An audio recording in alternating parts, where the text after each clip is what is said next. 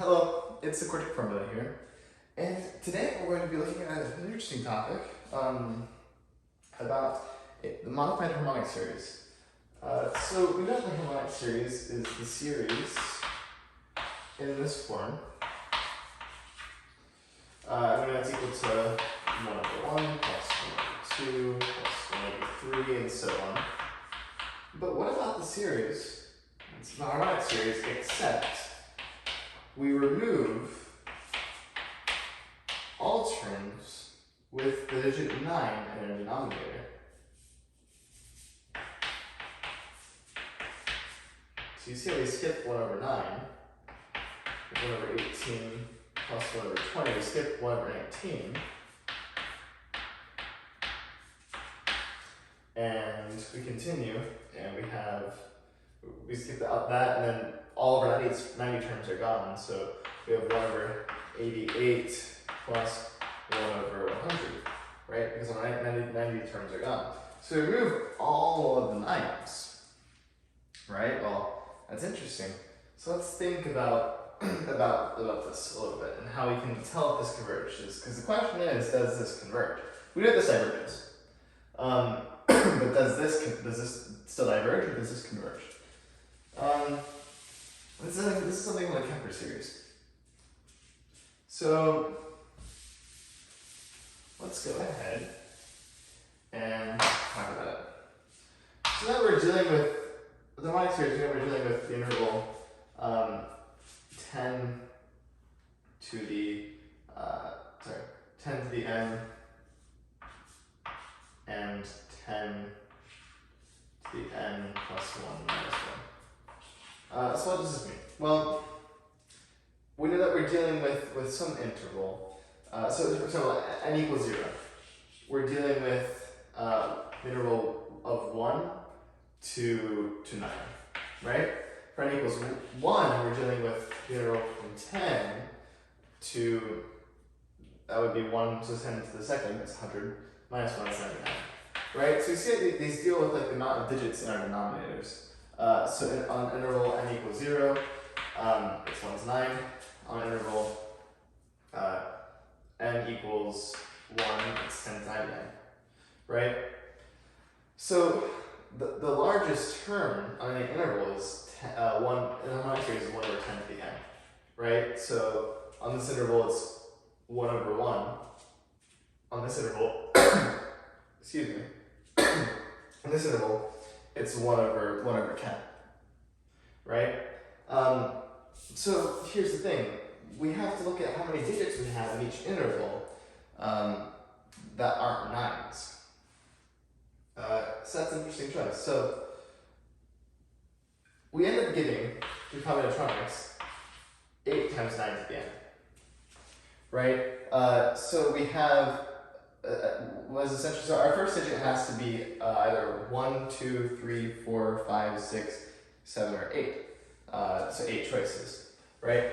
And then each other digit can be one of 9 choices, 0, 1, 2, 3, 4, 5, 6, 7, 8, but not 9.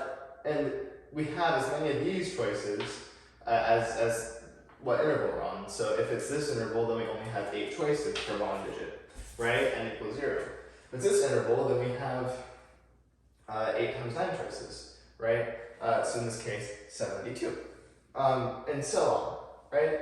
So we get the amount of terms on each of these intervals without 9, it's equal to this number right here. So remember, this is interval n equals 1 and interval n equals 2. Sorry, n equals 0 and n equals 1. So now we can use a comparison test. So we know that the series 1 over 1 plus 1 over 2 plus the harmonic series with the 9's removed. Where in the denominator, all terms with the digit 9 in the denominator are removed.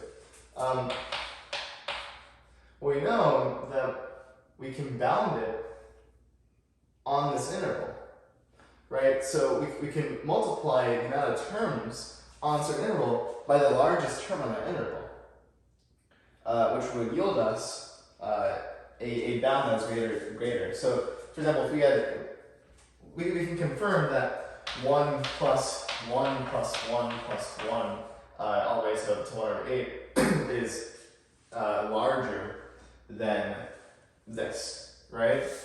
So we can bound it. So let's bound it. And we're going to say that it's less than or equal to the sum. Remember, we're multiplying the amount of terms without 9 on the interval with the largest term on the interval. So n equals 0, n equals, sorry, we're going to bound it, n equals 0 to 1 over, 1 over 10 to the n times 8 times 9 to the n, right?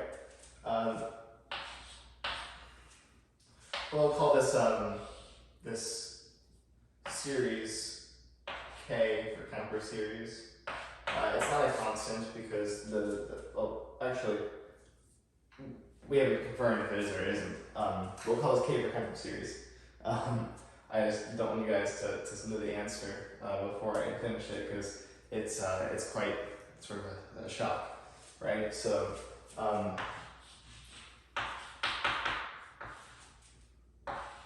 We use comparison test and we can pull out this 8 and we get, actually we only have to pull out the 8 and we get 9 over 10 to the n. Now I don't know if you can tell, but this is the geometric series. So we actually, not only do we know if it converges, because this does converge because the absolute value of r is less than 1 and r is equal to 9 over 10, 9 over 10. We can also bound it because we know the formula for the sum of a geometric series. So if we're actually going to do the sum, remember that's a over 1 minus r, so 8 over 1 minus 9 tenths, which is just equal to 8 over 1 tenth, that's equal to 8. So you know that this series, this sum, not only does it converge, but it's bounded.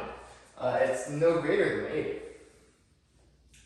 So that's really interesting, actually. So the harmonic series itself, it's evident that it diverges. But if we just take the amount of digits out, it'll still converge. And actually, this result holds. It won't still converge. It will converge because the harmonic series diverges. But this result actually holds if you remove a 7, if you remove a 5, if you remove a 3. So it's really interesting. Next video I do, we'll take a look at generalizing this process to P series. So for which P does a P series converge if you remove all these terms with a certain digit in the denominator. So yeah, thanks for watching. This is kind of interesting. This is something that tends to not be studied in introductory calculus courses. So I think it's something that most students who've been doing calculus 2 have mathematical rigor and mathematical knowledge to do this. So I appreciate you watching. If you enjoyed, please like, comment, and subscribe, and feedback is always welcome. So thank you and goodbye.